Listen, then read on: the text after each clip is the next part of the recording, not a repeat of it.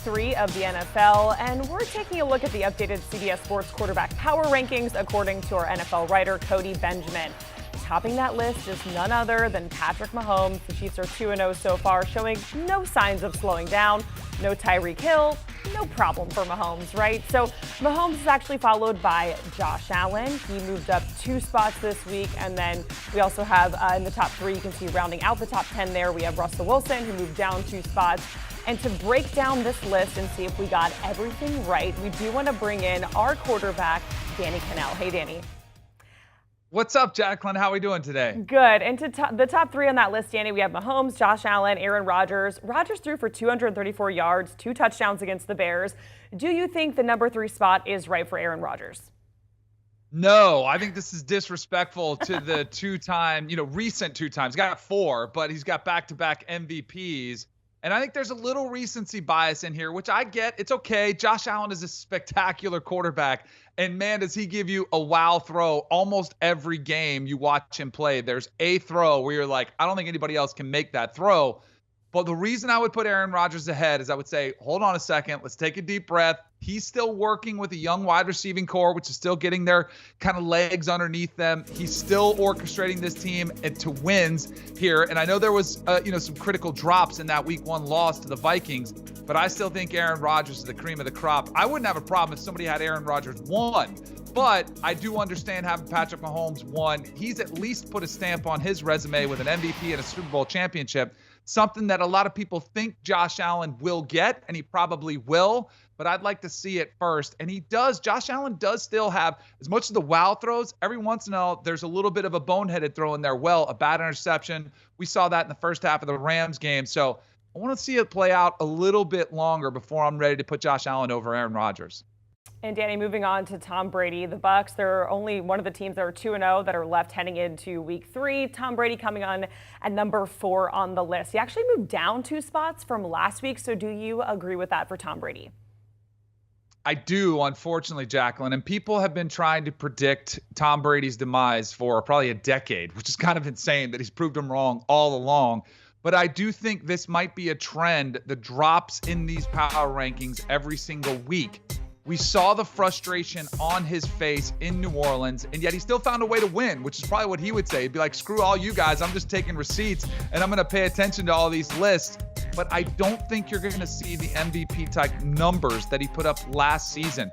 Let's see what happens when they get healthy, hopefully along the offensive line. Let's see what happens. Now they don't have Mike Evans suspended this week because of the altercation he had in that game. But I'm wondering if all of it, age, the injury issues, personal life issues, which are very well documented. I don't love that does come into the conversation, but it is real. All of it seems to be mounting what might be Tom Brady's biggest obstacle in his career. And I think we might see him continue to drop throughout the latter portion of this season. And moving on to Kyler Murray, of course, we got to talk about him. He's at number 9. Now, last week, Kyler Murray was at number 11. Murray and the Cards, they just battled back against the Raiders, an absolutely crazy game. Now, do you see Kyler, do you see him moving up on this list as the season progresses? Jacqueline, if he still makes plays where he scrambles around for 20 seconds and 84, runs for 84 yards and converts 2-point conversions and brings his team back from 3 touchdowns, then yeah, he might be number 1. The question I have is it sustainable? And there were 2 young quarterbacks who both had incredible comebacks that we've talked a lot about early this week. Tua did it against the Ravens.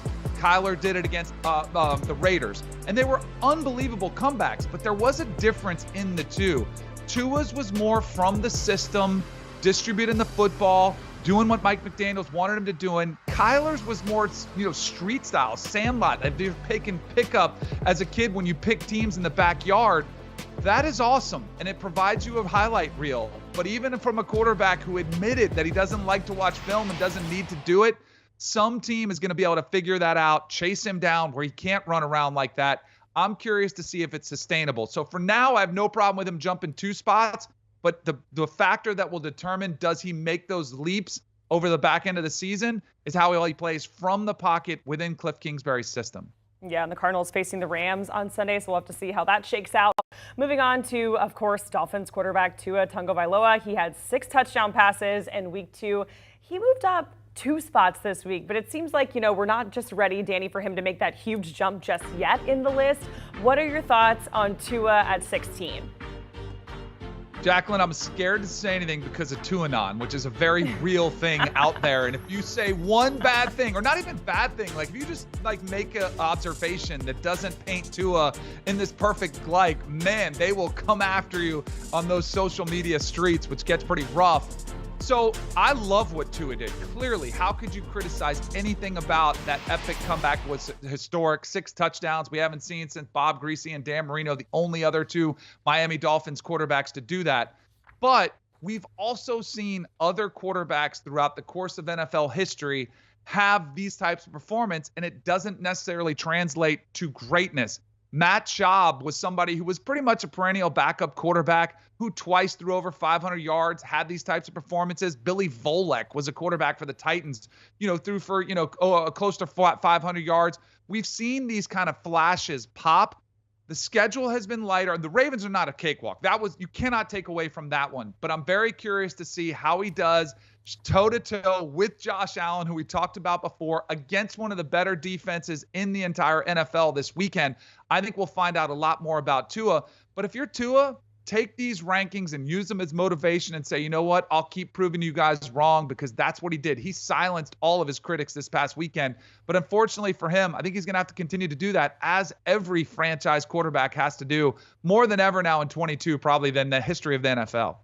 And Danny, we've been talking about people who've moved up on the list, and now we want to talk about some of the guys who dropped on the list from last week. One of those being Matt Ryan, went from 14 to 19. I mean, the Colts were scoreless against the Jags. Do you think Matt Ryan can pick things up after a pretty rough start for Indy?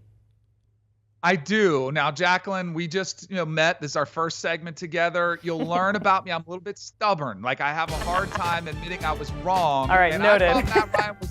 Yeah, I thought you'll have to note that. I thought Matt Ryan was the perfect quarterback for this Colts system, and he looked like it in week 1. But guess what he had in the backfield with Jonathan Taylor going off? This is where Frank Reich has to evaluate and say, look, I know what I have, but I need to utilize it better. Jonathan Taylor was held in check this past weekend, and clearly Matt Ryan with 3 interceptions, 0 touchdowns. It's hard to argue against him dropping in these rankings, but I think he will get back on track. I still think he is one of the more disrespected quarterbacks in the entire NFL, considering some of the success he's had. And I still believe in the resurgence of Matt Ryan's career here in Indianapolis. So let's see how this thing plays out. But I think it's a little bit of a panic move to drop him that much after that one game.